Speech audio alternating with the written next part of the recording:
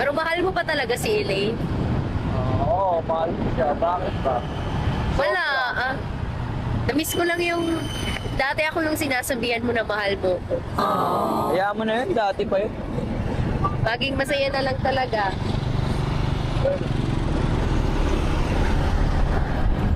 Hoy, ano ba? Sa hindi sana tayo pupunta. Ha? Sabi mo scroll, di ba? Pero ayaw mo naman pag-usapan yung nakaraan natin. Eh, anong pag-uusapan nating dalawa? Hindi, sige, pag-usapan natin. Oh. Yes!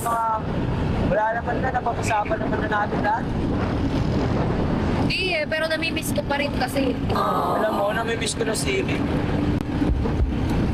Pero hindi, sa totoo lang, mamimiss ko talaga yung mga banding natin together. Alam mo yun, yung sobrang saya nating dalawa, pinag-uusapan natin yung magiging future natin. Baka ba? Kaya mo na yun. Pero ngayon wala na. Alam Masaya mo, ka. lahat ng pangako, napapako. Ngayon wala na, masaya ka na sa iba. Ganon, kasi si Sobrang- Elaine, simula nung nakilala ko si Elaine, parang nabago yung buhay ko. Eh bakit? Ano ba naging dulot ko sa'yo nung dating tayo pa?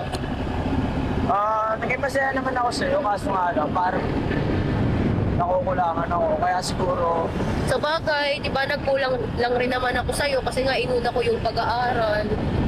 Pero aminado ko, nagkamali rin talaga ako. Kaya ngayon, anong gagawin? siguro ngayon, mag-tropa na lang tayo. Yan. Pero at least napag-usapan natin yung nakaraan. Ganon. Ganon. Tutok mo pa. Tayo mo kaya.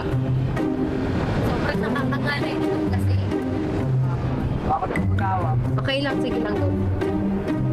Ayan guys, sobrang saya. Alam mo ba guys, nakakamiss talaga kasi dati ginagawa namin to ni Zaidi. Sobrang saya namin sa isa't isa.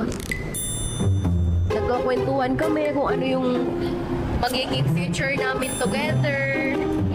Paano kami magtutulungan, maabot yung mga pangarap namin. Pero ngayon, eto, kwento na lang. Pero okay lang yun, no? Mag-ano na lang, tropa na lang tayo. Tropa na lang kaming dalawa. Kasi ano eh, may mahal ka ng iba, may mahal ka ng iba. Hindi pa naman po. Ay, hindi pa ba Oh, mahal? hindi. Siyempre, papunta na rin doon. Hindi. Advance ba?